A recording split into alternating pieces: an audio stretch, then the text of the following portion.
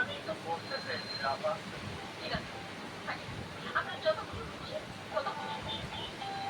আচ্ছা, আপনি একটু আগে আমাকে বলেন যে আপনার কোনো মন খারাপ নাকি? তখন আপনি বসেন। হ্যাঁ, বলেছি। আপনার কি মন খারাপ? না জান আপনি কি করবেন? যদি রাগ না করে তাহলে করে একটা কথা কমানি আপনাকে। আমি না করলেও আপনি কথাটা বলবেন সেটা আমি খুব ভালো করে জানি। তাই বলে ফেলি। আচ্ছা আপা, আপনি কি প্রেম করে ঝেঁকে ঝেঁকে খাইয়েছেন নাকি?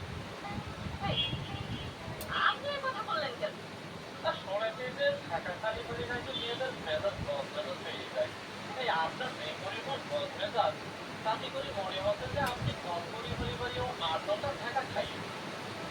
আপনি যান তো আমার চোখের সামনে থেকে। কমপ্লেন করবেন।